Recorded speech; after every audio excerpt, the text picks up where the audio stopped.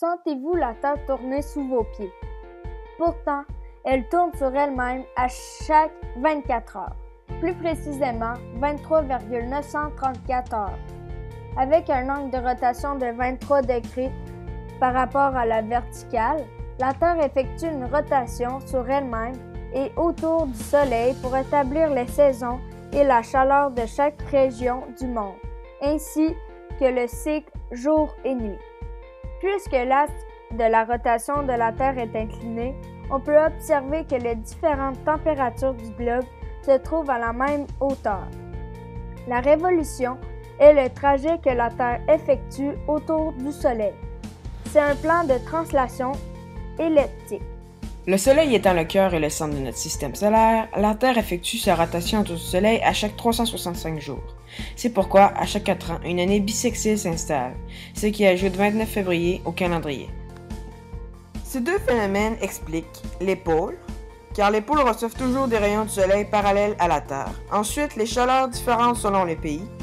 Il fait plus chaud dans les pays au sud, car la Terre est inclinée. Sinon, on retrouverait les chaleurs les plus intenses au niveau de l'équateur. Les solstices et l'équinoxe établissent les périodes les plus chaudes et les plus froides. Le jour polaire, c'est quand le soleil ne se couche jamais au pôle Nord.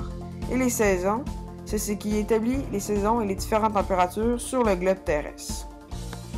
Le soleil se levant à l'est, ce phénomène explique celui que la Terre tourne dans un sens anti-horaire sur elle-même, aussi appelé direct, trigonométrique ou positif. Les solstices et les équinoxes peuvent être expliqués par le fait que la Terre n'effectue pas un cercle parfait autour du Soleil, mais bien un trajet ovale, non centré avec le Soleil.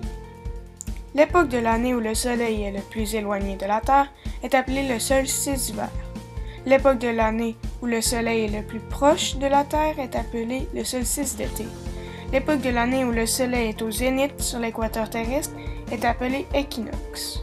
Puisqu'il faut un certain temps pour magasiner la chaleur, l'atmosphère a un retard par rapport aux solstices d'été et d'hiver. Dans l'hémisphère nord, les journées les plus chaudes de l'année se situent entre le 21 juillet et le 10 août, et les journées les plus froides de l'année se situent entre le 21 janvier et le 10 février. C'est environ un mois d'écart avec les solstices. Il est important de remarquer au début de l'hiver, la Terre est plus près du Soleil, ce qui vient de confirmer que ce n'est pas la distance entre la Terre et le Soleil, mais l'inclinaison de l'axe de rotation de la Terre qui est responsable du cycle des saisons. En moyenne, dans l'hémisphère nord, le printemps dure 92 jours et 19 heures, l'été dure 93 jours et 23 heures, l'automne dure 89 jours et 13 heures et l'hiver dure 89 jours. Par rapport à la région du globe, les chaleurs varient, car les rayons sont plus perpendiculaires à des régions plus chaudes et moins perpendiculaires à des régions plus froides. Les pays les plus réchauffés par le soleil sont au niveau de l'équateur. Ce phénomène peut être prouvé par le fait que dans certaines régions du monde, il ne neige pas en hiver.